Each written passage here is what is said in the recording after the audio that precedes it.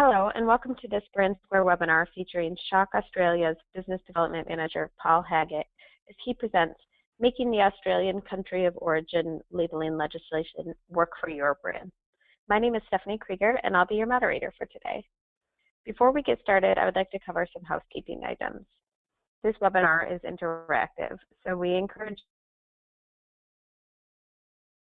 during the presentation using the questions box in your GoToWebinar control panel. We will be monitoring the questions and will address them at the end of the presentation. And with that, I'll hand it over to you, Paul. Thanks, Stephanie. Welcome everyone to today's Brand Square presentation on country of origin labelling, or COOL.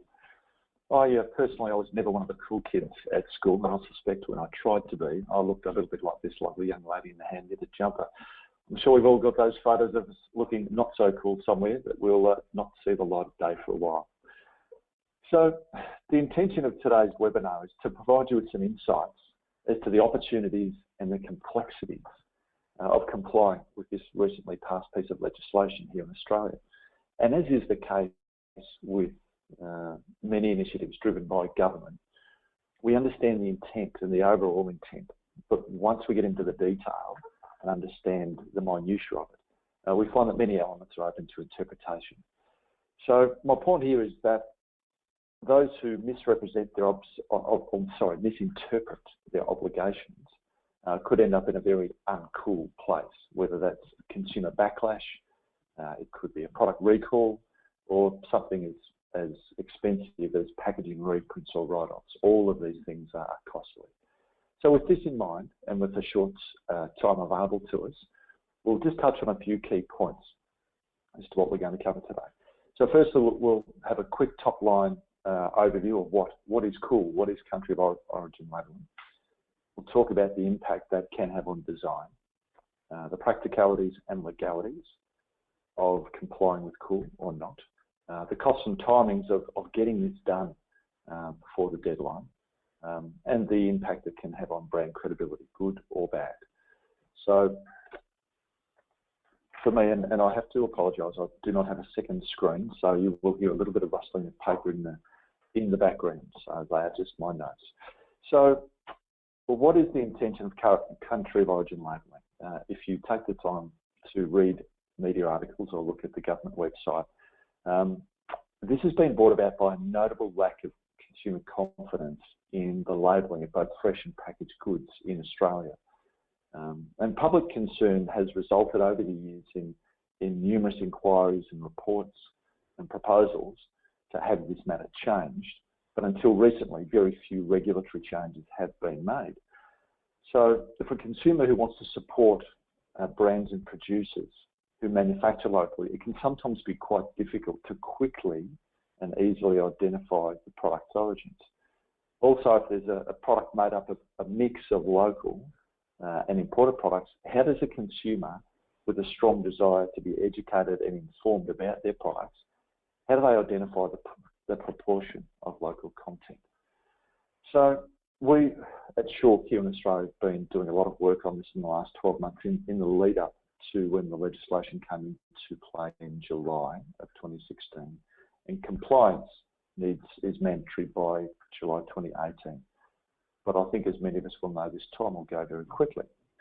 So in conversations with brand owners and retailers through the last year or so, we've had some interesting conversations, and there was a quote given to us by one of our retail clients who said, we want to sing about our Australian sourced products, but we don't want to detract from the international ones, which is a really good point.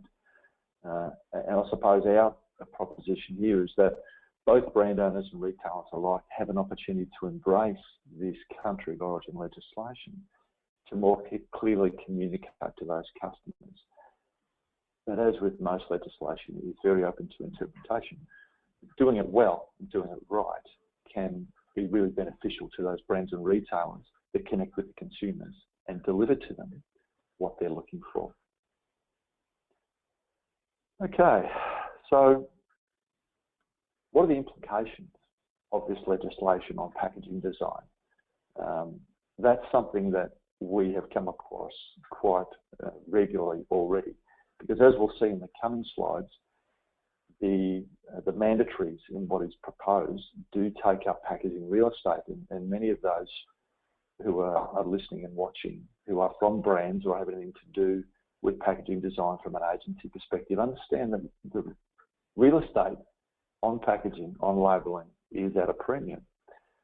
So many of you have seen it, but you know, for me, just to show you what it looks like, what do some of these things look like? Because before we have a look at those images, I think we all understand that we need an appropriate strategy to approach the legislation compliance, and those that do comply, and provide that level of transparency that consumers are looking for will win on the shelf. But the considerations are significant, and how you interpret the devices that have been put forward as part of the legislation can be complex. So what will it look like? Here I've just gathered a very, very small handful of some interpretations of what these devices, of what the country of origin labelling can look like. Whether it just simply says, if it was fresh produce up in the top left-hand corner, grown in Australia, and how it's presented on the packaging, whether it's landscape or portrait. And you look at some of these other ones that talk about the proportion of Australian ingredients, whether they have the kangaroo symbol or not, the bar graph and how far it's populated. There is significant rules and regulations about how all of these symbols are used when it comes to the country of origin labelling, and also whether they can be separated and where they need to be used together. Also for products that have really no connection with Australian origin, then something simply like in the middle left there, where it just says made in France or made in China or Mexico, wherever it might be, and where that's chosen, where the brand owner or retailer chooses to put that labelling device. So this is what it looks like. Where does it belong? This is just a snapshot of the style guide, which is quite a comprehensive document. And as you can see there on the right-hand side, there's quite a few ways that they can approach the incorrect label usage. For a brand owner or a retailer to digest all of this is quite a significant task. And that's where we propose that Schawk come into this. We understand artwork production and labelling intimately, and digesting these country of origin labelling documents is something we've been doing for a while. So understanding where these devices belong, we've seen mostly, as a general rule, Australian products, Australian-made products, Australian-produced products generally tend to try and shout about that on the front of pack. Anything that might be, especially if it's a mixed content, say 50% or less, they might put that on the side or the back of pack. But again, depending on many of the other regulatory compliance requirements you have around packaging, it can be a struggle to fit these compliance devices on your packaging labelling. And in fact, a global brand owner who we deal with here in Australia recently made a significant decision to remove their brand logo, their key logo, from the back of pack label, because they simply did not have opportunity or room to put the country of origin labelling as well as all the other regulatory and compliance data and their logo. So clearly their logo was still on the front of pack, but reinforcing that brand on the back of pack was no longer an option for them. So there's some significant choices to be made. And I suppose I'll put this here. Do you have a map and a compass? Anyone that wants to look at the Register of Legislation and then go through the significant documentation that is there will find that there is quite a lot to wade through. And as a service provider to brands and retailers across the ANZ region, and indeed obviously across the world, Schawk understand these sort of compliance issues quite intimately. So for those businesses that decide to go it alone, which there are a few, you have a lot to wade through, and it's not an easy task. So the next slide here is more around the practicalities and legalities of implementing this country of origin labelling across your brand portfolio. depending on how large or small that portfolio it is, that is a complex task. And my experience and the experience of our workflow specialists is that many of the people charged with this find it difficult to manage an entire project, whether they are a regulatory compliance person within a brand. They rarely have to manage an end-to-end project. They might be a brand manager or a marketing manager. Again, their core competency is not complying with legislation and ensuring that there's a whole range of elements that are attended to. So one of the things that we bring to this is structure. So for the practicalities and legalities, like any packaging compliance task, and again, this is something we do regularly, is understanding where the brand fits, what the objective of the task is, and all the steps that have to be followed.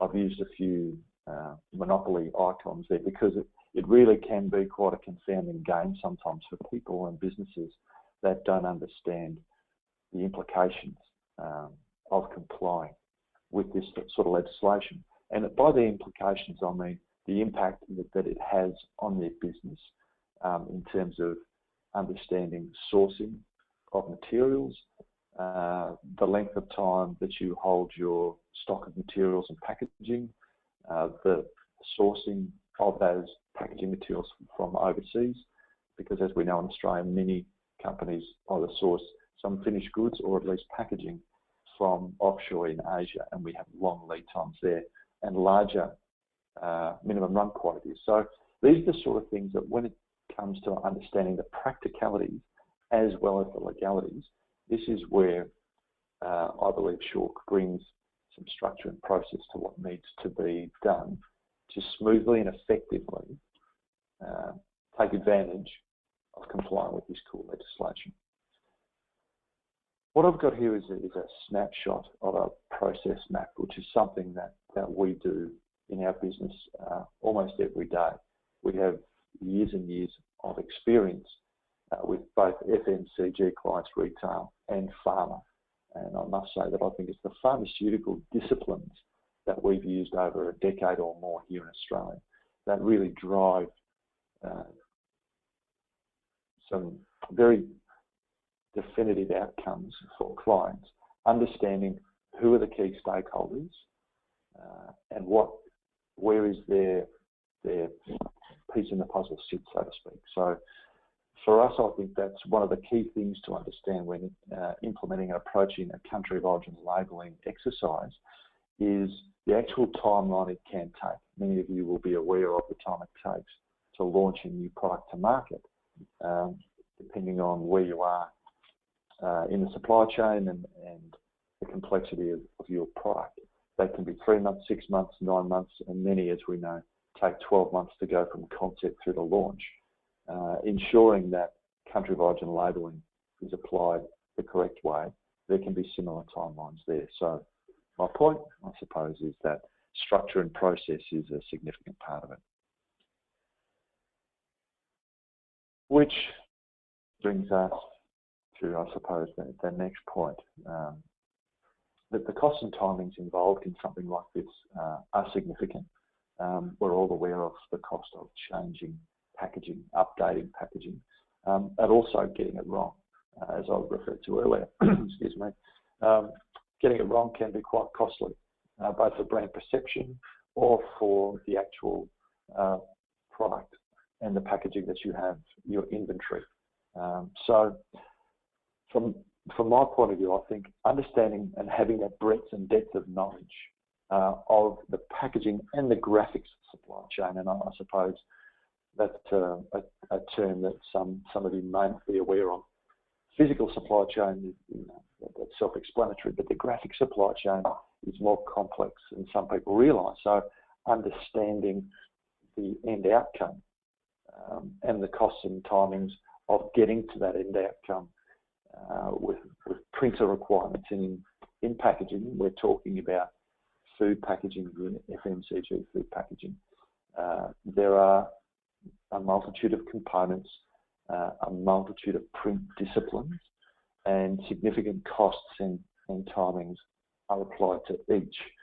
So my point here is that many of the internal stakeholders within either a brand owner business or a retailer may not have the breadth of understanding of those complexities and the elements within each step.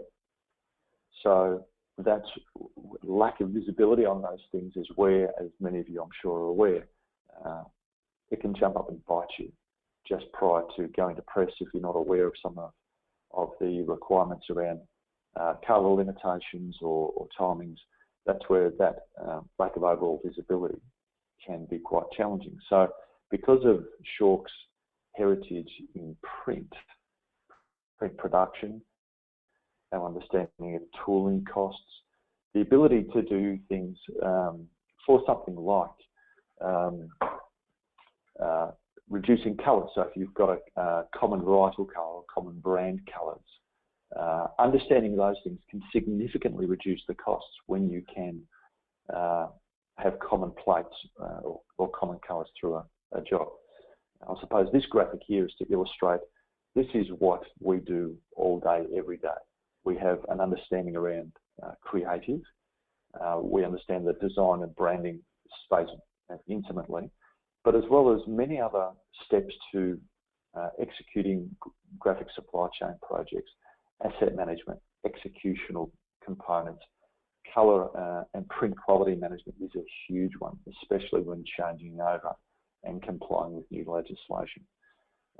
E-content solutions, so making sure that not just the physical pack, but also the digital pack that's available on e-commerce sites is available. So that, I suppose, is for me trying to make a point about the understanding of what those the complexities and the knowledge of the understanding. I suppose coming to one of the final points that I want to make is very much about how can this affect your credibility in a good way or a bad way. There's significant examples that we've seen in media in the last 12, 18 months about when a company or a brand gets it wrong and the impact that can have on their brand value, their brand equity.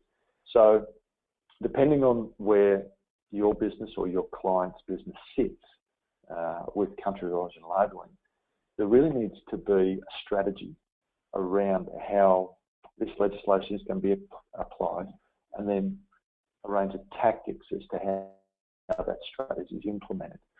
So for us, again, I suppose, understanding what Schawk do, being able to work very closely with creative agencies and have a creative sensibility, but using our executional capabilities to make sure that that intent is delivered to the shelf and the credibility is managed. So positive credibility is managed so that there's no undesirable outcomes when these labelling requirements are applied to the package. So as I've put here on this slide, just as a quick understanding, Schawk understands brands. This is just a snapshot of some of the brands we deal with in Australia to give you an understanding. So just to summarise, as we come to the end of the presentation, I hope in the recent minutes I've given you an understanding of what country of origin labelling is, the impact that it can have on design or the necessity to take that into account. In the short time it's been difficult to understand the practicalities and legalities. There are many, but what I want to get across is that when you deal with a graphic supply chain specialist, then this is something we do every day. The costs and timings should not be underestimated, because even on a small portfolio of 30 or 40, even 50 or 60 SKUs, the cost implications of updating your packaging labelling could be significant, and getting it wrong could be even more so. And then finally, we touched on brand credibility. So my stopwatch is telling me that just about 20 minutes has ticked over since we have started. So for me, just to close, there's significant opportunity for businesses to put our talent to work for your country of origin labelling. We have already helped many of Australia's leading brands develop and deploy strategies for this. So my pitch, my proposal here is let us help you. Contact us today, and I would now welcome any questions. Thank you, Paul. And now we'll open it up for questions. Please submit your questions into your control panel now.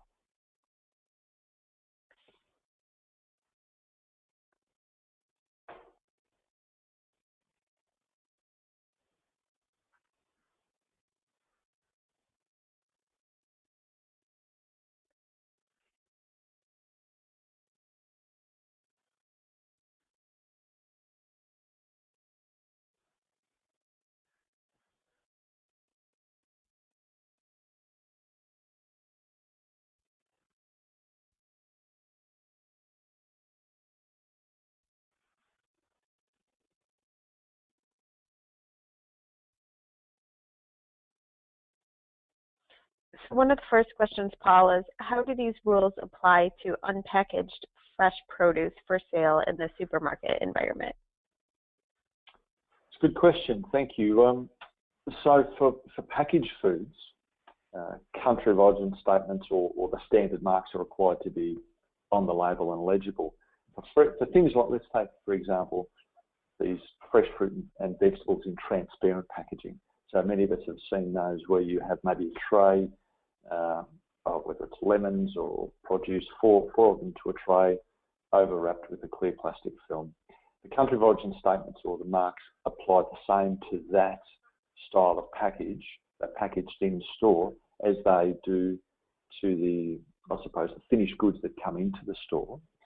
But then again, for loose produce, where there might be just a big dump bin or display of apples or peaches, then that same labelling requirement needs to be displayed at that point of sale with the same requirements. So in terms of showing what portion or percentage with that bar graph device that you've seen, if it's, say, mixed nuts that are open that can be picked up. So very much for unpackaged produce, it really is more about making sure that the rules are complied with.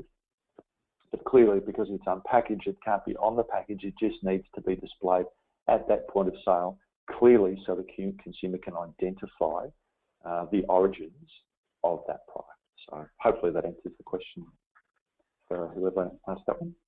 Any further questions, Stephanie?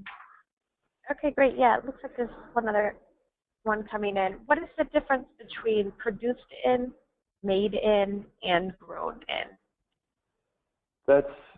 It's a really good question, and one that is asked quite often. The answer is there's not a lot of difference, honestly. It's really up to the brand owner or the retailer to make the call. There is some complexity around the legislation. If I remember correctly, it's any food that can be described as grown or produced in a country can also be described as made in that country. But for a food that is described as being made in a country, it has to be, if it was last substantially transformed into that final food through one or more processes in that country. So really there is some complexity to navigate, but essentially it really is up to the brand owner or retailer as to what makes sense. If it's clearly you're not going to have made in Australia on a packet of broccoli, that would be grown in Australia. So it really does, it's up to you to make that call, but they are essentially very similar. So hopefully that answers the question. Yeah, that makes sense. How are things like fresh meat and poultry meant to comply with these laws? Again, good question. That's very similar to the fresh produce one. Again, where you have a tray of steaks or chicken thighs under a clear wrap, then the standard labelling regulation requirements apply in terms of ingredients, source, used by, date, and the country of origin labelling would need to be labelled clearly and legibly on that overwrap. But again, with things like loose produce in, say, the butcher section, where you have fish, meat, poultry displayed openly to be bought by the kilo, then those labelling devices and requirements need to be displayed clearly at that point of sale, which I think will be a challenge for some because of sometimes the actual origins of that product does differ depending on supply line. So it's something that will require greater vigilance on the part of retailers as well as brand owners to make sure that they're not misleading consumers, especially at that point of sale labelling for compliance. So hopefully that answers the question. Okay, great. Well, it looks like that's it. So we'll wrap up now. Thank you again, Paul, and thank you all for joining us. As a reminder, yeah, great. As a reminder, you'll be receiving an email with a link to the video recording.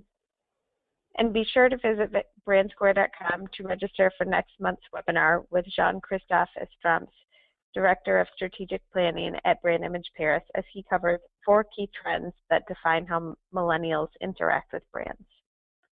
Thank you all.